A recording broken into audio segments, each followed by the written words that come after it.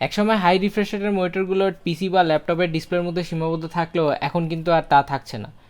কালের বিবর্তনে মোবাইল ডিসপ্লেতেও এখন high refresh রেটের মনিটরগুলো দেখা যায়।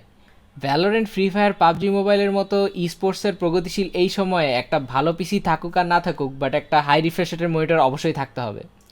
ওয়েল, এই আকুতি মনে হয় Xiaomi আপনাদের কথা শুনেছে। এই বছরের সেপ্টেম্বরে আনভেইল করে দুনিয়ার সবচেয়ে চিপেস্ট গেমিং মনিটর, যেটা কিনা 165Hz।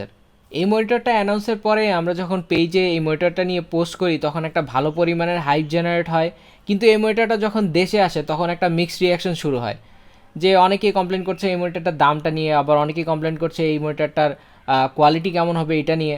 সো এটা নিয়ে একদম একটা মিক্সড অবস্থা দেখা যায়। অনেকে এরকম আছে যে এই মনিটরটা কিনবে দেখে একদম ডিসিশন মেক করে ফেলছে, কিন্তু আবার দেখা যাচ্ছে যে এটার কোনো রিভিউ নাই দেখে এই ডিসিশনটা সে পারচেসে কনভার্ট করতে পারছে না। সো এতে করে হয়েছে কি, একটা কনফিউশন থেকেই যাচ্ছে। অ্যান্ড এই কনফিউশনটা ক্লিয়ার করার জন্যই আজকের রিভিউটা। আজকের রিভিউতে অ্যাকচুয়ালি আমরা আনভেল করব যে এই মনিটরটা কী পরিমাণ পারফরমেন্স দেয়, এই দামের ভিত্তিতে আসলে এটা জাস্টিফাইড কিনা। দেরি না করে শুরু করে ফেলি আজকের review. The most affordable gaming monitor from Redmi G24। ভিডিওতে আছে আমি ফাহিম, ফিরছি ইন্টার পরে।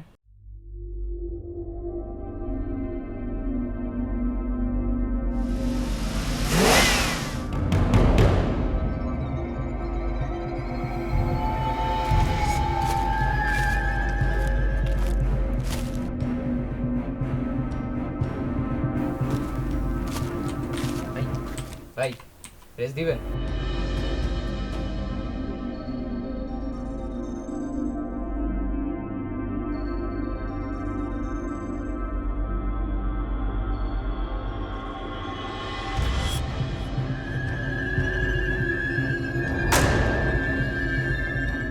আনবক্স করলেই পাওয়া যাবে মনিটরের দরকারি কেবলস। আর দরকারি কেবলস বলতে খালি এতে একটা HDMI কেবল দেওয়া আছে, যেটা কিনা ডিরেক্ট 165 সাপোর্ট করবে। এছাড়া এতে একটা হেক্স স্ক্রু ড্রাইভার, একটা পাওয়ার অ্যাডাপ্টার, কিছু স্ক্রুজ, মনিটরের বেস প্লেট, মনিটর স্ট্যান্ড এবং কিছু পেপারস দেখা যায়। অবাক করার ব্যাপার, এতে ডিসপ্লে ক্যালিব্রেশনের ফ্যাক্টরি রিপোর্ট দেওয়া আছে, যেটা কিনা 30,000-এর নিচে কোনো মনিটরেই দেওয়া হয়ে থাকে না। অ্যাসেম্বল প্রসেসটা মোটেও টুললেস না, একটা স্ক্রু ড্রাইভারের দরকার পড়বে। বেসিক্যালি মনিটর স্ট্যান্ডটি পেছনের দুইটা স্ক্রু দিয়ে আটকে থাকে এবং সর্বশেষ স্ক্রুটি মনিটরের স্ট্যান্ডের সাথে বেসপ্লেট দিয়ে কানেকশন দিবে। এই মনিটরের ইনিশিয়াল আউটলুক দেখে কেউই বলবে না এটা একটা চিপ কস্ট কাটিং করা একটা মনিটর। এই মনিটরের বিল্ড কোয়ালিটি যথেষ্ট ভালো, খুবই স্লিক একটা ডিজাইন দেওয়া হয়েছে, কোনো প্রকার গেমারি ভাব নাই, খুবই মিনিমাল একটা আউটলুকের মনিটর। সাইড প্রোফাইল থেকে দেখলে মনিটরটি যথেষ্ট পাতলা এবং পিছনে মনিটর ব্র্যান্ড রেডমি লেখা। ইভেন সামনে কোথাও এর ব্র্যান্ডিং নেই। মনিটরটির সারফেস অ্যান্টি গ্লেয়ার এবং সামনে তিন দিকে মোটামুটি চিকন বেজেল আর নিচে বড় একটা চিন রয়েছে। টিপিক্যাল মনিটর ডিজাইন যা হয়ে থাকে আর কি। এবার আসা যাক আইও পোর্টসের ব্যাপারে। মনিটরটার পেছনে আইও পোর্ট হিসেবে পাওয়ার ইনপুটের পাশে থাকছে একটা headphone jack, HDMI 2.0, display port 1.2। HDMI 2.0 দেওয়াতে এটা দিয়ে out of the box 165Hz মনিটরটি অপারেট করা সম্ভব। তবে অবশ্যই এই মনিটর উইন্ডোজের অ্যাডভান্স ডিসপ্লে সেটিংস থেকে 165Hz সেট করতে হবে, না হলে দেখা যাবে আপনি 165Hz একটা মনিটর নিয়েই 60Hz গেম খেলছেন। মনিটরটার আসল মডেল হলো A24FAA-RG। এই মনিটরটা বেসিক্যালি একটা 24 ইঞ্চের বা টু বি এক্স্যাক্ট 23.8 ইঞ্চের একটা 1080p বা ফুল HD ডিসপ্লে। 16:9 অ্যাসপেক্ট রেশিওর এই মনিটরটার ম্যাক্সিমাম রিফ্রেশ রেট হলো 165Hz। মনিটরটার প্যানেল হলো VA LED প্যানেল। মনিটরটির সর্বোচ্চ ব্রাইটনেস হলো 300 নিটস এবং এর স্ট্যাটিক কন্ট্রাস্ট 3500:1। এছাড়াও রেসপন্স টাইম 1 ms MPRT বলা হচ্ছে এতে। যদিও এটা নিয়ে প্রায় 2 বছর আগে আমি একটা রিভিউতে বলেছিলাম রেসপন্স টাইম থেকে সবচেয়ে ইম্পর্ট্যান্ট ফ্যাক্টর হলো ইনপুট ল্যাগ আর ঘোস্টিংয়ের ব্যাপারটা। যাই হোক, ভিডিওতে এইটা নিয়ে আলোচনা করার চেষ্টা করব। এছাড়াও মনিটরে অ্যাডাপটিভ সিঙ্ক করে দেওয়া হয়েছে। এছাড়াও এতে ক্লেম করা হচ্ছে মনিটরটি sRGB কাভারেজ 120%। এর বাইরে আসলে মনিটরে নজরদারি করার মতো তেমন কোনো ফিচার নেই, কিন্তু বাক্সে তো ডেল্টা E <2 HDR10 এসব ফিচারও দেওয়া আছে। তো এইসব ফিচার কি ইম্পর্টেন্ট না? এইসব ফিচার ইম্পর্টেন্ট, কিন্তু দেখা যাচ্ছে যে এইসব ফিচারের তেমন একটা মাইনে রাখে না। এটা নিয়ে পরেই কথা বলছি। মনিটরটিতে অ্যাডাপটিভ সিঙ্ক অপশন রয়েছে। অ্যাডাপটিভ সিঙ্কের ব্যাপারে যারা জানেন না তাদের বলে রাখি, এটি জিপিইউ এর ফ্রেম রেট ডেলিভার দেওয়ার ক্ষমতার উপরে ডিপেন্ড করে স্ক্রিনের রিফ্রেশ রেট চেঞ্জ করবে। এতে করে স্টাটারিং বা ফ্রেম ড্রপ আউট বা চপি ইমেজ দেখানোর যেই ব্যাপারটা ওটা অনেকটাই কমে যায়। মোস্টলি এই ফিচারটা কম্পিটিটিভ গেমিংয়ে তেমন একটা ইউজ হয়ে থাকে না, বাট ক্যাজুয়াল গেমিংয়ের ক্ষেত্রে আপনার জিপিইউর ফ্রেম ডেলিভারের উপরে ডিপেন্ড করে আপনাকে একটা স্মুথ এক্সপিরিয়েন্স দিবে। এবার আসা যাক মনিটরটি কেমন কালার প্রডিউস করতে পারে। আউট অফ দ্য বক্স কালারটা আমরা যতটা খারাপ এক্সপেক্ট করছিলাম অতটাও খারাপ না, তবে একটা ওয়াশড আউট মতো কালার দেখা যাচ্ছিল। পরে এর ব্ল্যাক লেভেলটা কমানোর পরে মোটামুটি ভালো মানের ব্ল্যাক কালার পাওয়া যাচ্ছিল। আমার কাছে এর রেড আর গ্রিনটা সাধারণের থেকেও বেশি আই ক্যাচি মনে হয়েছে। তবে আউট অফ দ্য বক্স এই মনিটরের কালার টোনটা অনেকটা কুল টাইপের, তাই কিছু কালার তেমন একটা আই হিট করে না, যেমন স্কিন কালার। সো এই মনিটরটার কালার একটু ওয়ার্ম টোনের দিয়ে গেলে বেটার হবে। সেই ক্ষেত্রে হয়তো বা মনিটরের ওএসডি সেটিংস যেটা রয়েছে সেখানে গিয়ে আমরা কালার টোনটা ওয়ার্মে সেট আপ করে দিলেও একটু বেটার আউটপুট পাওয়া সম্ভব। তবে এই মনিটর থেকে ক্যালিব্রেটেড এবং বেস্ট কালার আউটপুটটা পাওয়ার জন্য মনিটরের ওএসডি সেটিংস থেকে এসআরজিবি মুডটা অন করে দিতে হবে। এতে করে মনিটরে ওভারঅল একটা ব্যালেন্সড কালার পাওয়া সম্ভব। যেহেতু এটা একটা ভিএ প্যানেল, সো কালার শিফটের একটা ব্যাপার লক্ষ্য করা যায়। সাধারণত এই মনিটরগুলোতে ম্যাক্সিমাম 178 ডিগ্রি পর্যন্ত একটা থ্রেশহোল্ড থাকে, এখানেও ব্যাপারটা তেমনই। যাই হোক, স্পাইডার 5 এলিট দিয়ে আমরা এর কালার অ্যাকুরেসিটা টেস্ট করার চেষ্টা করি। যদিও স্পেক লিস্টে এই মনিটরটি 120% এসআরজিবি কালার কভারেজ দেখাতে পারে, তারপর এটি আমাদের টেস্টে 99% অ্যাকুরেসি দেখায়। উল্লেখ্য যে স্পাইডার 5 এলিট মনিটরে জিরো রেঞ্জে কালার চেক করে থাকে, তাই এখানে ভিউইং অ্যাঙ্গেলের তেমন একটা ব্যাপার থাকে না। এছাড়া অন্যান্য কালার মোডে এটি 89% DCI-P3, 86% অ্যাডোবি আরজিবি এবং 81% এনটিএসসি কালার দেখাতে সক্ষম। এছাড়াও আমরা কালার ক্যালিব্রেট করি এবং এটাতে যে ওয়ার্ম টোনের মিসিং ছিল তা রিকভার করার চেষ্টা করি একরকম। আমাদের কাছে যে রিভিউ ইউনিটটা ছিল সেই রিভিউ ইউনিটে কোনো প্রকার ব্যাকলাইট ব্লিড চোখে পড়ে নাই, তবে কিছু কিছু জায়গায় গ্লো ছিল। এই ব্লিডের পরিমাণ বা এই গ্লোয়ের পরিমাণটা মনিটর ভেদে ডিফারেন্ট হতেই পারে। এবার আসা যাক মনিটরের ঘোস্টিং টেস্টের ব্যাপারে। যখন এই মনিটরটার ঘোস্টিং টেস্ট করতে যাই, এই মনিটরটার ব্যাপারে যত রকম পজিটিভ চিন্তাভাবনা আমার ছিল সেটা সবই এক নিমেষেই উড়ে যায়। আসলে মূল ব্যাপারটা হলো হাই রিফ্রেশ রেটের মনিটরের একটা মূল উদ্দেশ্যই থাকে যে কম ঘোস্টিং থাকবে এবং হাই ফ্রেমস বা হাই যে রিফ্রেশ রেট ওইটা জেনারেট করতে পারবে। সো এটা একটা অলিখিত রুল যে যত লেস ঘোস্টিং দেখতে পারবো তত ভালো ইমেজ আমি এনজয় করতে পারবো। যারা জানেন না ঘোস্টিং কি, ঘোস্টিংয়ের একটি দৃশ্যমান ধারণা এই ছবি থেকে পাওয়া যায়। ঘোস্টিং হলো মুভিং অবজেক্টের পিছনে থাকা একটা ট্রেল। যদিও এটা একটা আহামরি মনে হবে না, বাট যখন আপনি কম্পিটিটিভ গেম খেলবেন তখন কনসিস্টেন্ট মুভমেন্ট করার দরকার পড়বে, আর তখন এই ঘোস্টিংটা আপনার ভিউইং এক্সপিরিয়েন্স অনেকটাই নষ্ট করে দিবে।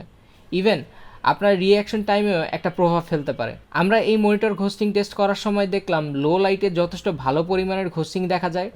ভাবলাম ওএসডি সেটিংস থেকে রেসপন্স টাইম কমিয়ে দিলে হয়তো কিছুটা ঠিক হবে, কিন্তু দেখা গেল নর্মাল মুডেই এর ঘোস্টিং ভালো চোখে পড়ছে। এছাড়া এর রেসপন্স টাইম কমিয়ে বা বাড়িয়ে তেমন কোনো চেঞ্জেস দেখা যায়নি। সাধারণত রেসপন্স টাইম বাড়ালে পিক্সেল অ্যাকুরেসি কমে যায়, এতে করে ঘোস্টিং আরও বেশি হওয়ার কথা।